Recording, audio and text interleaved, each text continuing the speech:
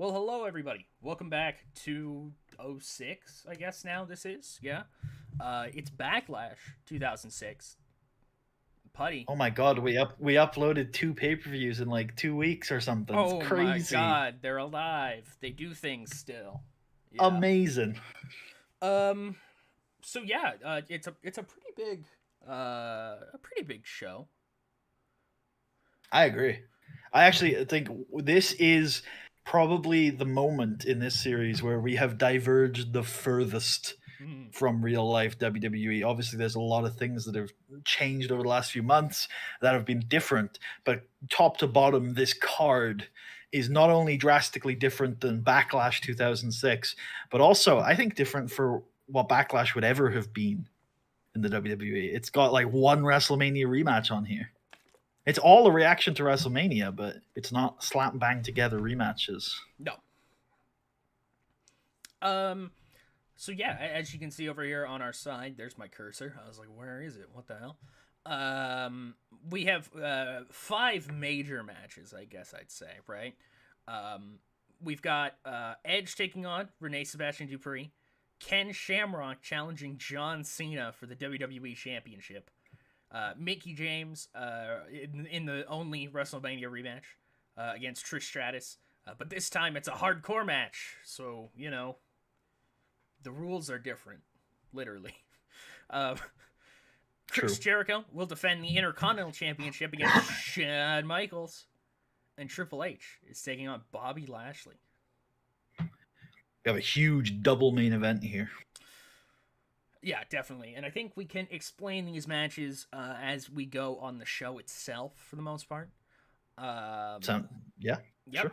We are in the Time Warner Cable Arena in Charlotte, North Carolina. Without further ado, Puddy, are you ready to backlash? I do have some further ado. Okay. Before we get started, I want to give a quick shout out to all of our patrons who have continued their amazing support. It's been great for all of us, and we appreciate it. To have come back after such a long break and have so much support is warming for me, and I'm sure Tucker would agree. Um, Going into this show, it's just been the turn of the month, and we haven't got all of the billing done for WrestleMania yet.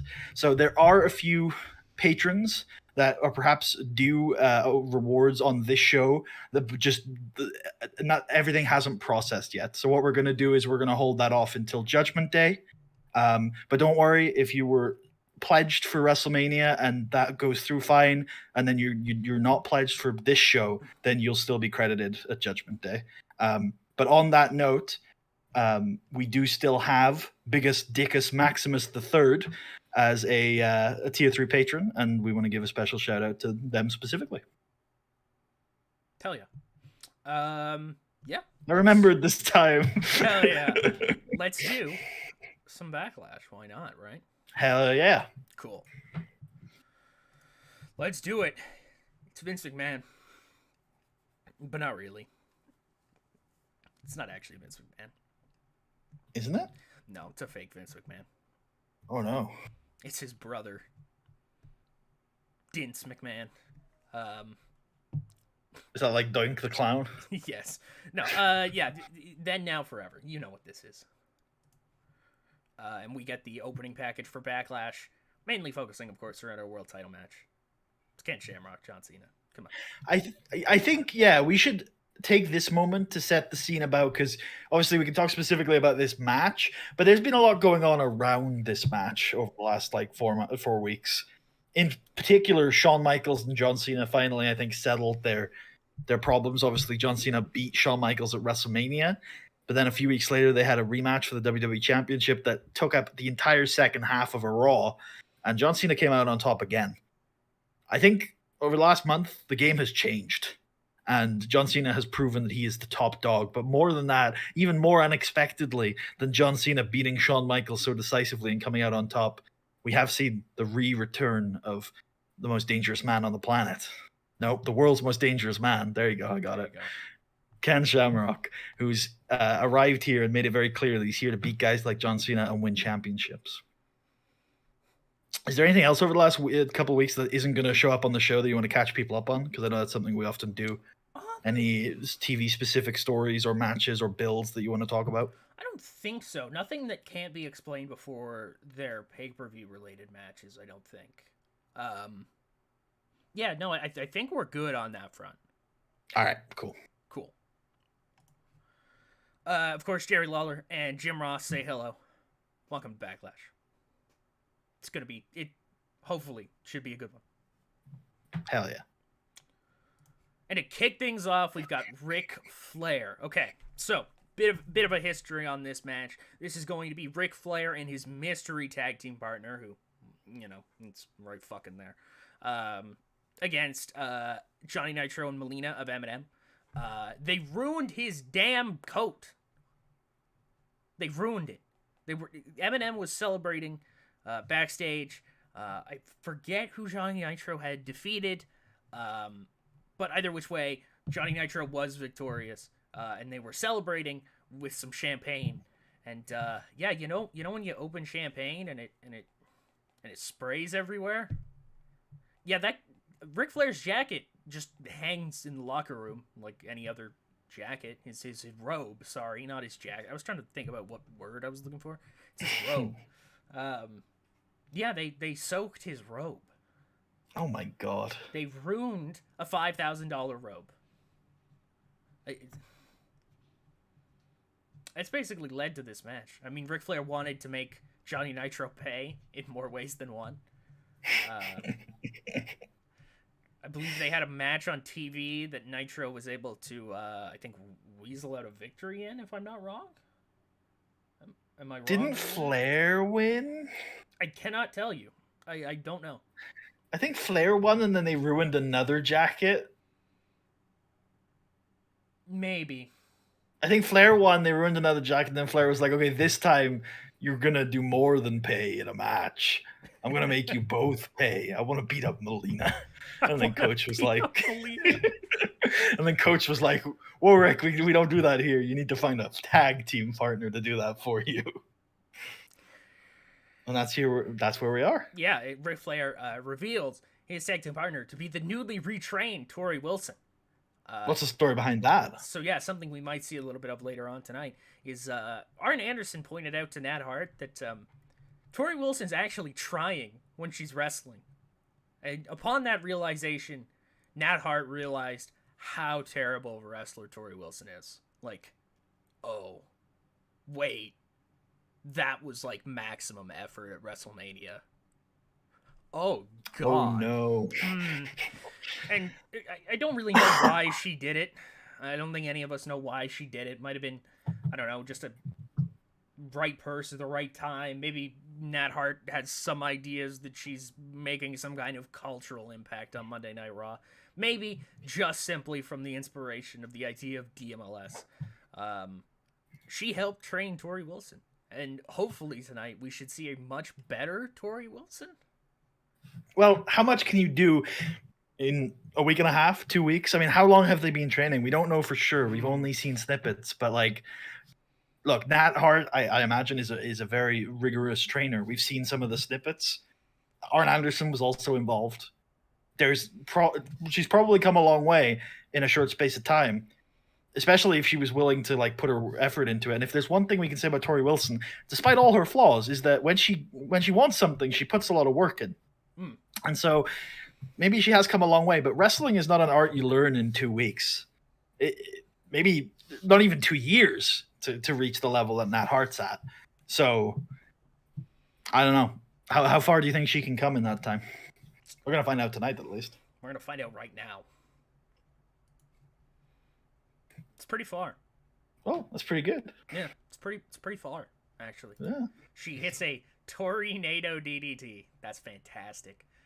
It's based as fuck. On Melina. And Ric Flair and Torrie Wilson pick up the victory. Johnny Nitro has paid. Or so we think. Wait, yeah, I mean... Wait, what the hell is that? Ric Flair's got a microphone. And Ric Flair... basically celebrates with Torrie the fact that they've beaten both of those assholes, those terrible, terrible Nitro and Melina. But Ric Flair doesn't people. quite know if that match that they just had was worth $5,000. I don't know. Feels a little bit more like a 500 to me. Maybe Johnny Nitro's got some loans left to pay, if you will. Woo! Backstage, Triple H is getting ready for his match against Bobby Lashley, and he's he gets the armbands up, and he's going out the door, and right out front of his door, like some kind of fucking ghostly apparition, it's Vince McMahon. Like, he's just there. Triple H opens the door, and Vince is eye to eye with him. And Vince McMahon sticks out his hand, and he says, I just came to wish you luck tonight, Hunter. I feel like you might need it. You might need it. People get hurt over here, pal. Yeah, Triple H is Triple H doesn't need it. I mean, he's just gonna straight up say it. He doesn't need it. He doesn't need McMahon's luck. He doesn't need McMahon's blessing. And even then, everybody kind of knows that's not what this is anyways. But what I need you to do, Vince, is stay the hell out of my business. Yeah, something like that. Well done. Before we move on, well, here's the match. But do you want to explain what this is? Because don't look at it. It's not real. I mean, I don't think the result was ever in jeopardy. I think we can show the people the match. Yeah. That's true. Because last time we saw Triple H, he was wrestling Vince McMahon live at WrestleMania. What's happened since? So, Vince McMahon pretty much told Triple H that it was good. It was done. It was fine. Vince McMahon wanted the Triple H that could, really go. He wanted the Triple H who will grab the brass ring, maybe? Yeah, sure. Triple H did that, and he proved to Vince McMahon that he still has it in him to be a top competitor in WWE. I'm not sure if that was ever in question, actually, but it seemed to be a question for Mr. McMahon, and he got his answer, and he's fine with it. Triple H proved himself. And bygones are bygones. Easy as that. Well, maybe not so much for Bobby Lashley. Bobby Lashley has been targeting Triple H over the past couple weeks with a series of different attacks. And naturally, I think most people assume that he was doing so under the behest of McMahon, right? Like, McMahon is not to be trusted. I think we know that by now. It's 2006, okay? We've seen it all, okay? But upon going to Vince McMahon and confronting him, I mean, Vince just kind of played it off. Like, it wasn't his doing, supposedly. I believe the exact words were, "It's a wrestling show, pal. You're gonna fight some people." And then, weirdly enough, I mean, adding the speculation, Bobby Lashley mirrored almost those exact words the next night when he was asked by Amy Weber why he had been doing it. You know what I mean? If it wasn't from Vince McMahon, why is Bobby Lashley attacking Triple H? And Bobby Lashley simply just said, "It's a wrestling show. I want to fight people." It's very suspicious. A little suspicious. A little suspicious, I think. But what's not suspicious is this match. Well, it might be. Matt Morgan's here. That's a little suspicious. But yeah, that's actually very, very suspicious. That's very suspicious, actually. So yeah. But Triple H is able to overcome both of these. I mean, this is a hurtful word, but I think it's appropriate. And Tucker, if I go too far, please step in. Goons. And hit the pedigree to get the win here. He does. Look, we've all seen this match. It happened like 50 times in this era. And then afterwards, is Bobby Lashley. The suspicion boils over. It does. As Triple H pulls out the Beats sledgehammer. Shit out of Matt Morgan, yeah. Brutalizes Matt Morgan. As Bobby Lashley just kind of leaves. He's like, well. Well, he watches. He's like, "No, Hunter, no, he's innocent." I think this is one of those matches where Triple H is like, "Fuck it, I'm on the undercard. I wanna get this kid over," and so he's pulling out all the Triple H smoke and mirrors, and he blades halfway through this match and gets the blood on his face, and so when he beats up Matt Morgan afterwards, he's looking down the ramp at Bobby Lashley. He does the chop. And he's got the sledgehammer in his hands, and maybe Bobby Lashley is next. Maybe this isn't over. Backstage, Tori Wilson is I guess rehabbing from the match, or she's done changing after a match, showered and changed, whatever. She's re-entered the normal populace, if you will. Yeah. And Nat Hart will come up to her, and Nat Hart's gonna congratulate Tori Wilson on her win. And then Tori, as she leaves, Tori will say, "Are you back in the dungeon on Monday?" And that's like, no, we're not friends. Yeah, we're not actually friends. What the fuck? No. like, you've got the tools now. Use them. Yeah, no, Good luck out there. I hate you. Yeah. Maybe, I tell you what, not on Monday, not in the dungeon, but a couple months' time, maybe next year at WrestleMania, I'll see you for that rematch. And then Tori nods. And it's time. Oh. For a big women's match. A huge women's match. It's a Titanic. It's a hardcore match. I mean, again, I could recount the whole thing, but you can just watch the shows and follow the story as it progresses. Here's what I'm going to tell you. Mickie James was a crazy fucking fan. She worked her way into Trish Stratus's entourage, I guess, of one person. It was just her.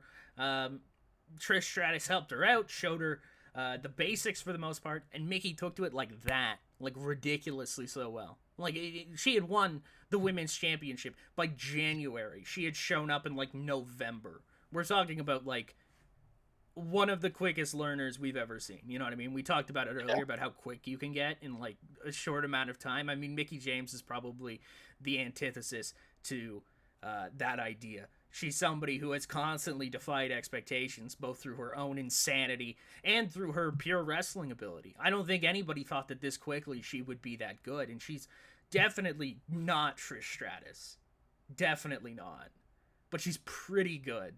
And in an environment like a hardcore match where anything goes, and, you know, the crazy bitch part of Mickie James can full on crazy bitch, yeah, I mean, maybe, just maybe, Mickie has the advantage going into this one.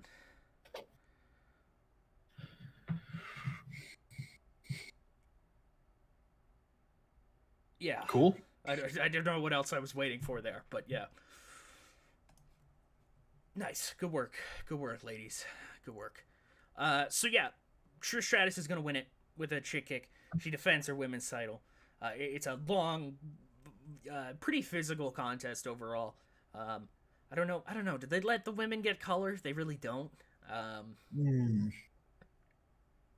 think maybe some, but no, I wouldn't. I don't think so. Yeah, I didn't think so either. So either way, it's just super Oh, physical. should we though? Should we? I think steering clear of it with Trish is a good idea. Personally, keeps her a little bit. Yeah. It's more marketable. Mickie may be the same. I know you've been grounding her a lot. You've been making her story very grounded, but like I feel like still she's got the potential to just be the sort of clean image market we can go for. Yeah, definitely.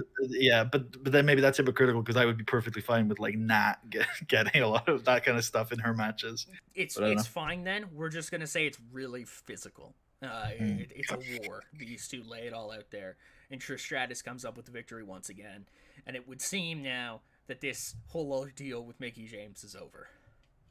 Or is it? Son of a bitch! What is up with these post-match angles? So, Mickie James works her way up to her feet and goes over to Trish Stratus and holds out her hand as a sign of respect. She wants the handshake. Is it a sign of respect, Tucker? Or is it one of those mind games? Who knows? I don't think Mickie knows, actually, so maybe nobody knows. She may act crazy, Tucker, but she knows what she's doing. She's crazy like a fox. Trish Stratus isn't going for it. She declines the handshake. Good. She says, nope, fuck you. And as she goes to walk past Mickie James, Mickie spins her back around and gets nailed in the face with another chick kick. Trish spins and just boom, kicks her right in the head. She knew that was coming. Yeah, and leaves with the belt. And, as she's leaving up the ramp, we can get a shot back of Mickie, and she's holding the side of her face, but she's smiling. What a crazy woman. She certainly brings unpredictability to this division.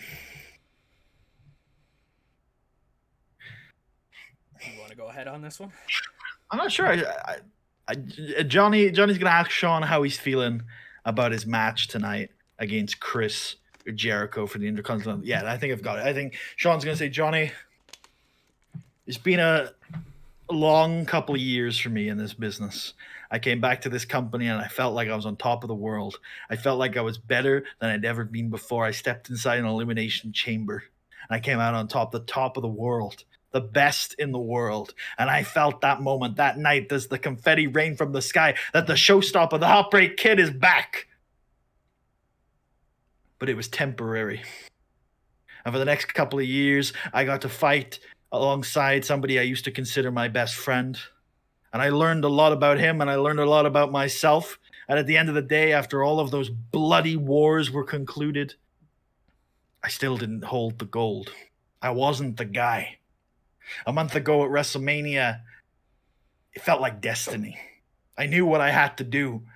It was 8 years since the last time I was in that position, and I felt it like an instinct coming back to me. I'm not just the Heartbreak Kid. I'm not just the showstopper. I'm Mr. WrestleMania, and I was going to become the WWE champion. But it wasn't to be. And Chris Jericho may say that was because I was holding back. It may say because I was using a crutch. It may say because I always knew I couldn't beat John Cena. I don't care anymore. John Cena is a great competitor. One day, I'm going to fight him, and I'm going to win. Because that's what I do. But that's not today. Today, my eyes are set on Chris Jericho, and you know what, Johnny? It's been 4 years since that Elimination Chamber. It's been 4 years since I've held singles gold. And don't you think for a second that I undervalue the Intercontinental Championship. It's the title that made me who I am. Made me the Heartbreak Kid, the showstopper. And tonight, I'm going to put everything on the line to prove that Chris Jericho can be beaten. And he walks off. Who the hell is this? Some strange man in a big hat and a suit comes onto the stage. My name is Armando Alejandro Estrada. And today, I'm here to present to you a wonder of the modern world.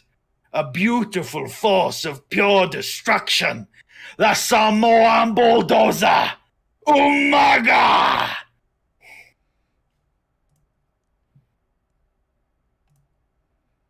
Great. And then Umaga proceeds to murder Balvinus. Yeah. Gotta set his moveset, apparently. But, yep. Maybe at this point... I think he did use the Samoan drop a couple times, but the spike is definitely what we should be going for sure. Yeah. But either which way, he's here. My God. Whatever this... He is a big, scary man. Is that even a man? I mean... Whoa. I guess it's a bulldozer. Jerry Lawler's just asking questions, okay? I don't He's like the just answers. asking questions, that's all, okay? Use your brain. Look into it, people. Some of y'all should be doing your own research about this Umaga fella. I think some people call him Umanga. Umanga. Okay. So yeah, this tag team match is going to kind of come out of nowhere, and it, for the most part, is. Well, the Emirates have been on a winning streak lately. They have been definitely building momentum to the point to where this match is somewhat of a... It was something that I think people expected to be on the show, but having it never formally announced. Confirmed. Yeah. But either which way, it is occurring. It's Big Show and Kane defending the tag team titles against Charlie Haas and Dean Malenko, DMLS. And it goes about as well as you might think. Big Show and Kane will run through these guys, like, easily. It's no problem. I was expecting more. DMLS have been looking great lately. But yeah, they just didn't seem to have any answers for the big guys' offense. Yeah, and it's weird. Yeah. It's just weird. Like, they've got the tools, right? You know, they're great. Dean Malenko is the master of submission holds. Charlie Haas is a great all-around amateur wrestler who's been learning from some of the best over the last couple of months. You'd think they'd have something in their pocket, But they just don't show much in this match, huh? Yeah,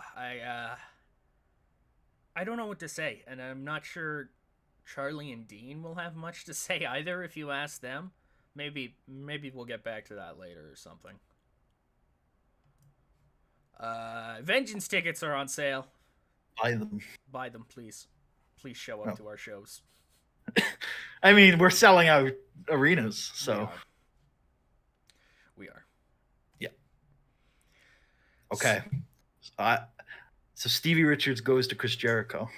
Actually, no, go on. Okay, sure, yeah. Yeah, I had something for the Stevie thing, but I think you have it stronger, so go ahead.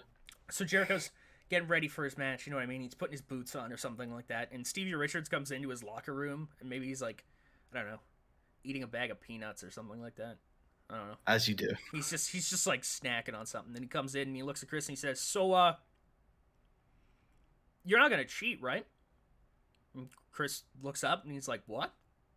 And Stevie looks at Chris and says, "Well, I mean, like, you talked all that shit, right? Like, I mean, he's not better than you, right?" And Chris is like, "No, what, Steve? What, Stevie? What the hell's wrong with you?" And Stevie's like, "I just mean, a lot of people paid money to watch this. I mean, I'm looking forward to it. I think a lot of the other guys back here are. You're not gonna fuck it, right?" Jericho looks at Stevie Richards and he's like, "Why would I need to cheat to beat Shawn Michaels? What, you think I need to cheat to beat Shawn Michaels? Is that what this is, Stevie? You think I need to cheat to beat Shawn Michaels, huh? You think I'm not Shawn Michaels? I am Shawn Michaels!" And Stevie's like, okay, what? Chill, bro. Chill. Okay? Relax. Yeah, I'm not telling you anything you probably don't already know. You've got this. I just think that everybody expects maybe you have something up your sleeve. And at the exact same time, I think everybody's hoping that you don't. Do you follow? And Jericho gets right up in Richard's face, and he's just like, "I don't need to follow you, Stevie, because you follow me. Get the hell out of my locker room. Don't disturb me. I'm preparing for a big match. Not like you don't know anything about that. Get the hell out of here. Get!" And he, like, shoos him at the room. There you go. I like it. Puddy, you go ahead with this one. You steal the show with Orlando. So the comms flash us back. They set up this angle where we look at when Ken Shamrock arrived at the arena today. And when he arrived, he was met by Robbie Dauber and Orlando Jordan, who were there, amongst others, fans, waiting for the World's Most Dangerous Man. And Robbie Dauber calls over to Ken and asks for his autograph because he's a big fan. And Ken says, "I'm sorry, I'm very busy. I have a big match tonight, but thanks for your support," and then leaves. And then we are left then with Robbie and Orlando having a discussion. And me and Tucker essentially said to these guys, "We're not going to script you. You head out there, you sell your relationship to the fans, you entertain them. And we're going to give them 3 minutes here to banter with each other about Dauber getting ghosted by Ken Shamrock." Dauber does very poorly at it. Unlucky. Anyways. Oh, shit. Okay, so, very quickly. This match. Yeah, so, here we go. There was a triple threat match between Rene, Edge, and... Fatal 4-way. It was Rene, Edge, Shawn Michaels, and Chris Jericho. There you go. Thank you. Edge had the match won. Well, no, he would say that. No, listen, we can argue about it. He had the match won. He hit the spear, okay? He hit it on Chris Jericho, I think. He He had him. All right, I don't want to hear it. He had him. Well, I get your argument, and you're 100% right, but you got to remember, in the rules of a fatal four-way, Tucker, you don't have the match won unless you've dealt with all your opponents. Somebody breaking up a pin is not some sort of unforeseen consequence. You're in a match with three other men. He didn't have the match won because he didn't win the match. That's how a fatal four-way works, Tucker. You can continue to spread your pro-Rene propaganda or whatever this is. It's fine. But here's what I'm telling you. Edge, by all means, could have been the #1 contender. And it was stolen from him by Rene Sebastian Dupree, who also didn't manage to become #1 contender. It's true. And now they're going to fight about it, because Edge is pissed that, Rene took him out of that spot. And they do fight about it. And Rene wins. It's very good. Chokes him out. Yep, he got the... Let's remember, Edge went to hell at WrestleMania. Went to hell with a demon. And he ended up winning. Because we saw that Edge thrives in chaos. He thrives in violence. And that he can get just as violent and dirty as anybody else. We've seen him take every opportunity in the book. We've seen him go to every extreme because he is depraved. But this wasn't a hardcore match. This was a wrestling match. And in case you have all forgotten, Rene Sebastian Dupree might be the best young wrestler in the world. And he shows it here tonight. Look, it's a tight match. It's open. Edge is good. But Rene Dupree, there are levels to this game, son. And Rene Dupree is in a straight wrestling match where Edge is unable to capitalize on any skeevy openings. He's just not on Rene's level. So yeah, Rene, starts choking Edge out, and Edge has to tap out. And, as Rene's starting to celebrate his victory in the ring, Lita's checking on Edge, making sure he's all right. And, yeah, Edge is all right. Well, no, not all right. All right's the wrong word. Edge is healthy, but very angry and very violent. Unhinged, perhaps. Yeah. Are we doing the execution DDT through the announce table? Is that the idea? Sure. Yeah, go for it. The big DDT through the announce table. Paul Heyman looks on in horror. Lita's initially taken aback because I think she thought Edge was a little more hurt than he was. But she's kind of into it. What the fuck? She's kind of into this. What the fuck's going on here? Taunt Paul. Yeah, but I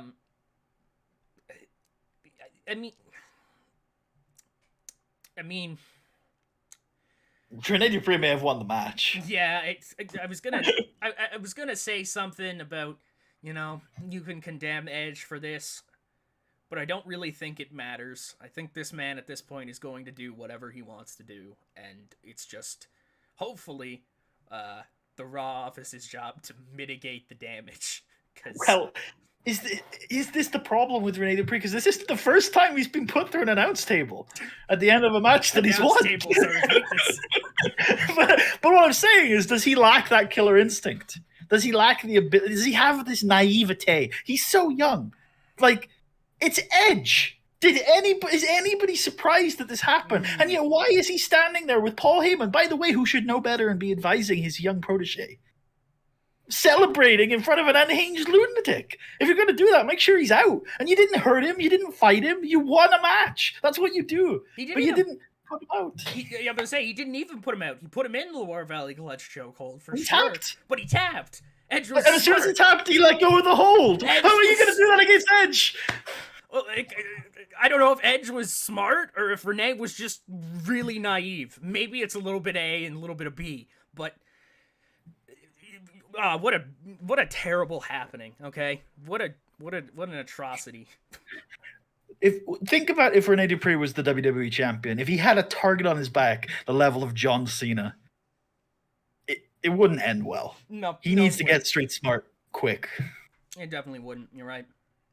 But let's not let that overshadow the fact that he did win the match pretty handily against a strong competitor. Oh, yeah. There's a lot there, but he's just missing that.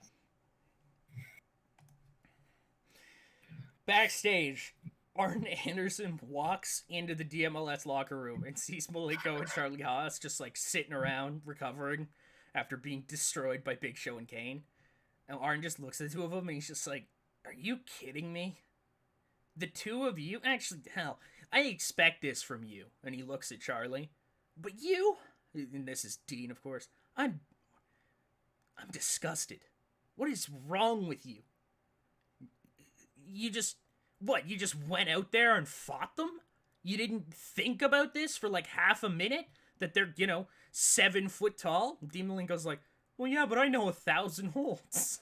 And Arn Anderson's like, yeah, and Big Show's 7'4". How many of them work on dudes who are 7'4"? And Malenka's like, Charlie can be like, Arn, we were on a roll. We thought we had it.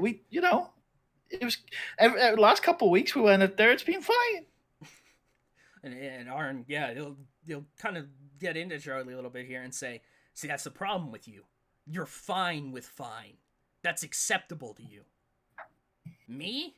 Where I'm from? The groups I've run with? They were symbols of greatness. This DMLS thing right now?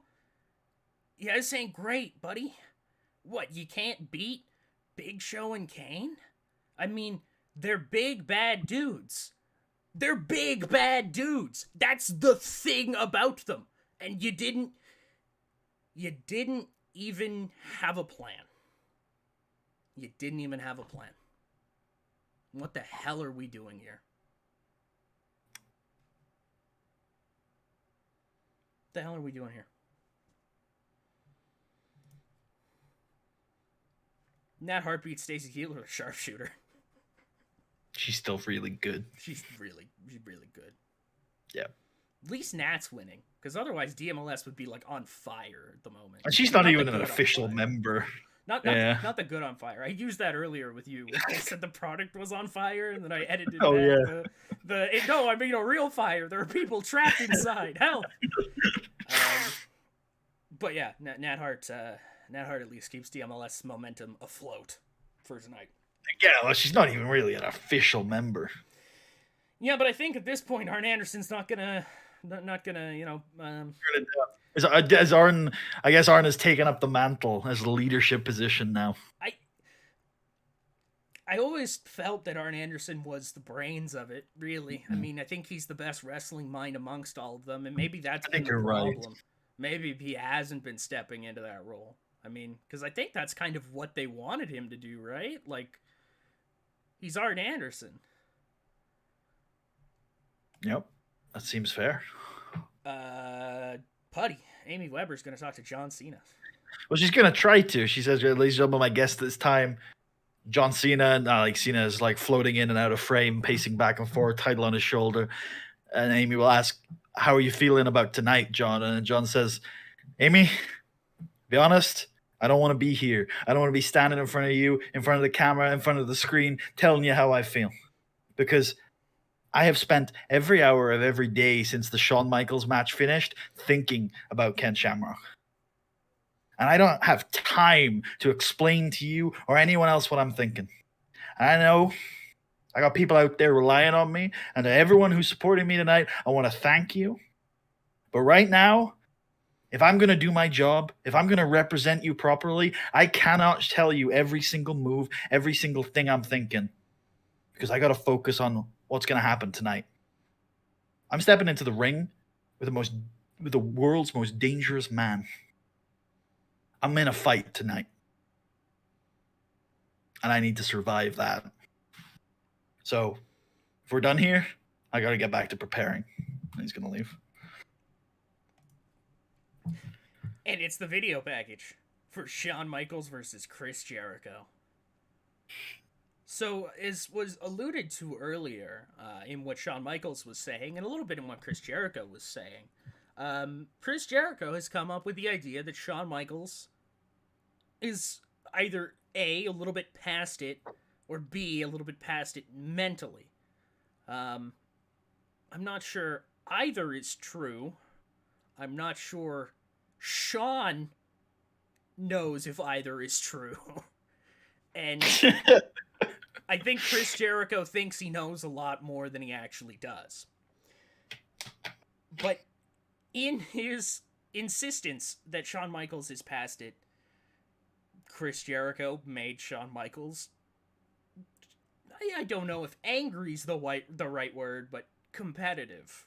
He lit a bit of a competitive fire under Shawn Michaels, something that we definitely saw at WrestleMania against John Cena. But now it definitely feels more all-encompassing. Like, maybe Shawn Michaels' career, maybe it needed this specifically, this almost down period, if you will, for him to rediscover the fact that he's Shawn Michaels, man. He's Shawn Michaels. But on the other side is Chris Jericho. And he's Chris Jericho. Like, I mean, two of the best Intercontinental Champions of all time. Yeah, I mean, you're talking about, I mean, screw the Intercontinental title. I mean, 2 former world champions, sure. 2 former, I mean, they've been champion pretty much everywhere they've gone, both of them. I mean, it's not a super long list for Shawn because he's been with this company for such a long time, but Jericho has been a champion pretty much everywhere. And Shawn Michaels has, well, for most of the 90s, dominated the WWE title scene. It's a big match. And I'm not sure if losing this match... I'm not sure what losing this match means for either man. For Shawn Michaels, it might mean a total mentality reset. Maybe going to some places that maybe Shawn Michaels isn't totally comfortable with, questioning himself. Because, you know, Shawn's ego kind of stops a lot of that normal person in introflexion? Yeah. But on the other side, I mean, Chris Jericho's just won the Intercontinental Championship. If he loses this here, I mean, yeah, real great for the greatest Intercontinental Champion of all time, right? And then what's his mental state like? I mean, he just got beaten by Shawn Michaels, the guy who we thought was past it, the guy we thought was washed up. I mean, yeah, there's consequences on both sides. I think, yeah, and this is one of those matches where sometimes it's easy to tune all that out and enjoy what you're watching, because this is going to be a hell of a spectacle. Yeah. I knew it. Thanks, guys. Thanks, guys. I was so confident in that. I'm so fucking glad that it paid off, because holy... I can't believe you were right. I mean, I knew it would. It's Chris Jericho, man. It's Chris Jericho. He's the greatest in-ring performer on this roster. Do you have any material for this one? I have a finish.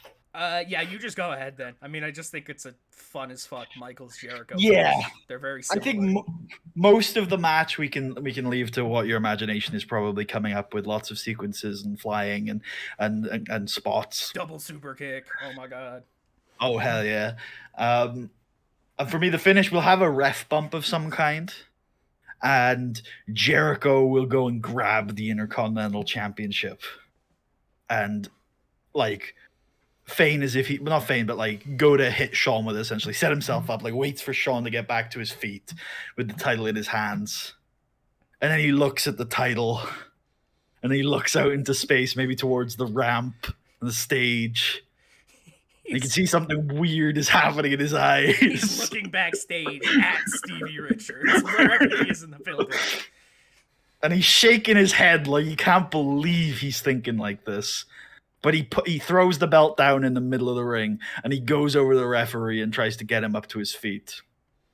While he's doing that, Shawn Michaels grabs the Intercontinental Championship, and he looks at the belt, and he looks at his hands, and he looks at Chris Jericho, and Jericho fails to get the referee up to his feet, and turns around, and Shawn clocks him in the head with the Intercontinental Championship, throws it into the corner, gives Chris the chop, the DX chop, and then starts tuning up the band as the referee gets to his feet. Sweet chin music. 1, 2, 3. New Intercontinental Champion. He did it. Crazy son of a bitch did it. Did Stevie Richards just cost Chris Jericho the Intercontinental Championship? I don't know. Also, this is, Chris Jericho tried to bring this out of Shawn Michaels. The, stop at no limits, hold nothing back, Shawn Michaels. But even in that match against John Cena on Raw, where we saw him put his body on the line, we didn't quite see this, Shawn Michaels. No. There's something a little different about this one. Something a bit rebellious, you might say. Yeah, I mean, I think I would just chop it up to to Chris Jericho, honestly. I mean, Mm. it's probably a lot easier to hit Chris Jericho in the head with a championship belt than it is John Cena. I mean, I just think that's... Well, Sean didn't see him conflicted. So to Sean, he thinks, well, it's hit or be hit with the title, right? Jericho would do it to me. He didn't see the emotional turmoil Jericho just went through. I hear you. Yeah. And yeah, It's let's just do it, man. Ken Shamrock is back, and he wants the title. He wants belts, man. And John Cena's belt is first on the list. Styles Clash, a top end match in any arena. Two sporting legends, two guys in the peak of their athletic careers, and it's going to be a fight. Oh yeah, nice work. And a fight it is, yeah. From the go, we get the sense that this is a little different. Ken Shamrock hits the takedown, starts hitting him with the punches and the elbows, and John Cena gets busted open real early. We got blood pouring onto the mat as these two go back and forth and brawl. And eventually John Cena goes for those equalizers. I think we're going to keep it relatively simple. There's a steel chair that John tries to hit Shamrock with, realizes Shamrock's pretty tough and he can withstand that offense. And then John will realize that when Ken Shamrock's got a chair in his hands, things are going to get a little bit scary. John's going to get hurt in this match. This is going to be physical. It's going to be brutal. It's going to be violent. Both men are going to get busted open by the end of it, but John is going to be bleeding from minute one. And so that you get this kind of, his chest is covered in crimson. His face is covered in crimson. The crusty on his hair covered in crimson. And eventually we can revolve kind of the later ends of the match around Cena with his strength, trying to lift up some steel steps and hit Shamrock with it, but he's just not able to get the better of it. Both guys, I think, will lock in submissions for long periods of this match, and we'll get those kind of courage spots where they're both able to stay in it, stay conscious, get to the ropes. And the referee's like, nope, no holds barred. And then they got to pull themselves out of the ring, or they got to, like, Shamrock, I think, will pull himself out of the ring when that happens. With Cena, he'll, like, power out of it. And the finish is Cena kind of going through. He kind of gets free of Shamrock, hits him with some sort of strike, and then they get the breakage. And Cena kind of like hit him with the FU, and Shamrock will kick out, and he'll kind of roll backwards and pause and look at his hands, and then he can pick Shamrock up again. FU on the steel steps. 1, 2, 3. Cena is still the WWE champion, but the comms, I think, should put over that John Cena survived that match. And they've never seen a match so brutal, so grueling, so violent as that one. And for John Cena to come out on the other end as champion is impressive. But we shouldn't forget that Ken Shamrock is here. And if that was anybody else, I don't think they would have withstood that. You know, no matter how good they are, Shawn Michaels, Triple H, Chris Jericho, most people wouldn't have withstood that. John Cena is superhuman.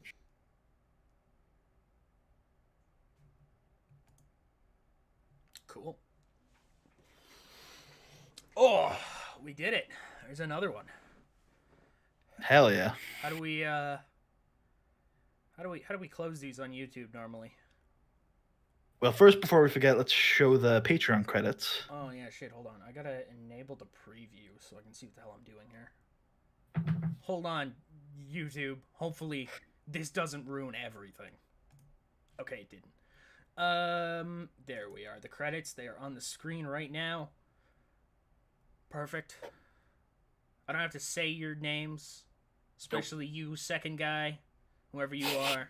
I see you there. Puddy said your name already. I'm not going to say it. Who do we want to talk to here? Probably Shawn and Jericho. Yeah, we're giving them hugs. Hugs for the boys. Anybody who impressed you there? Not overly. I think Bobby and the main event and the Bobby Lashley Triple H match, they did well, but like they didn't exceed expectations. For me, I know you were pretty scared about the main event, so maybe you should like apologize to Ken Shamrock. Apologize to Ken Shamrock. We will give Rene some encouragement, I think, because that Edge RSD match got a 90. Like, hell yeah. That's true. It's pretty good. Go you two. I think for me, I just want to say again a big thank you not only to the patrons, which again I think that support for the level of inconsistency we've had at the start of this year is incredible, but also everybody who's there in the Twitch chat or there in Tucker's YouTube comments. The best thing about this series for me working on it is the community and the fact that there does seem to be genuine interest and discourse, which is always fun. And just to say that, like, I've been watching a lot of 06 lately, and it's bad. It's real bad. So I think we're getting into a point of the series where we can genuinely improve on what they did in real life. So I'm looking forward to that. I think that's all from me. Yeah, I think we're good on my site as well. Underneath, you're gonna find a link to Puddy's Twitch, where we stream like everything. Like, we stream the booking of this show. Are we live right now? Yep. We're live right now, even doing this show. We do TVs over here. It's the only place you can see TVs. But of course, we do our best to keep you up to speed regardless. Yeah. I think that's good for us. So yeah, for myself, for Puddy, for Rene, Sebastian, Dupree. Yep. By the time they're seeing this, the booking of WrestleMania is up on the Patreon. That's exclusive content that wasn't done on stream. So if you want to see us booking WrestleMania, chatting the shit, just generally talking, then that's exclusive Patreon content that should be up by the time you're seeing this. Perfect. And yeah, with that, we'll see you guys for Judgment Day. Yep. It's a day of judgment. Yeah, I'm just gonna end the video. Bye.